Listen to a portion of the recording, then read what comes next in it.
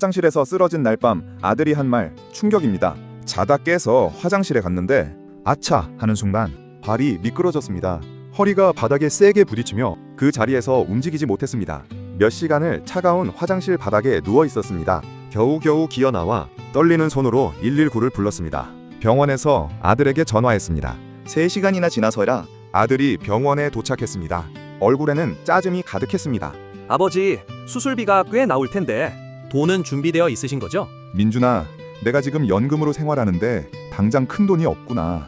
네가 내주면 조금씩 갚을게. 저도 애들 학원비에 집 대출이자에 빡빡해요.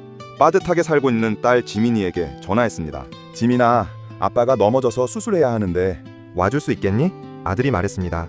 출근해야 하는데 피곤해 죽겠네. 딸이 오기도 전에 아들은 가버렸습니다. 잠시 후 딸 내외가 헐레벌떡 달려왔습니다. 아버님, 많이 아프세요? 수술은 언제 하세요? 미안하다. 당장 돈이 없어서 수술비가. 걱정 말고 맘 편히 가지세요. 제가 알아서 할게요. 딸 내외는 이번 기간 내내 번갈아 병원에 와서 저를 간병했습니다. 퇴원 날, 딸 내외는 저를 혼자 사는 집으로 보내지 않고 자신들의 집으로 데려갔습니다. 혼자 계시면 거동도 불편하고 식사도 제대로 못 하시잖아요. 다음 이야기로 가려면 화면 2번 톡톡. 그날 밤 잠이 오질 않아 한참을 뒤척이는데 벽 너머로 딸 내외의 대화 소리가 들려왔습니다. 여보, 우리 형편도 빠듯한데 아빠 수술비 우리가 내게 해서 미안해. 침 삼키는 소리도 참으며 귀를 기울였습니다. 그게 무슨 소리야? 아버님은 평생 고생만 하다가 돌아가신 우리 홀어머니 장례 때 상주인 내 옆에 3일 내내 같이 있어 주셨었어. 장지에서 돌아오는 날엔 날 꽉 껴안아 주셨어.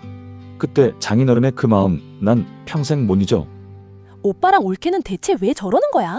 결혼할 때 전세금까지 다 챙겨놓고선 이제라도 편히 쉬시게 우리가 잘 모시자. 물질적으로 풍족하게는 못 해드리지만 적어도 마음만큼은 편하실 수 있게. 베갯잎이 흠뻑 젖도록 눈물이 멈추질 않았습니다. 다음 날 아침, 저는 딸 내외를 불러 앉히고 통장 하나를 건넸습니다. 몇 년 전에 고향 친구가 하도 권해서 사놓은 주식인데 요 근래 엄청 올랐더구나. 필요한데 쓰거라. 아빠, 그럼 돈이 있으셨어요? 네, 오빠가 수술비 이야기 먼저 꺼내며 하는 행동에 충격받고 배신감이 들어서 나도 모르게 본능적으로 말을 안 한 것 같아. 아버님, 이건 너무 큰 돈이라 받을 수 없어요. 내가 쓸 돈은 있어.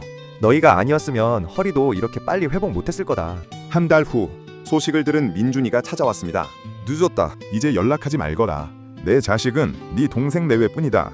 아플 때 외면한 아들과 인연을 끊기로 한 저의 선택을 응원하신다면 구독과 좋아요 눌러주세요. 그리고 여러분의 솔직한 생각을 댓글로 나누어 주세요.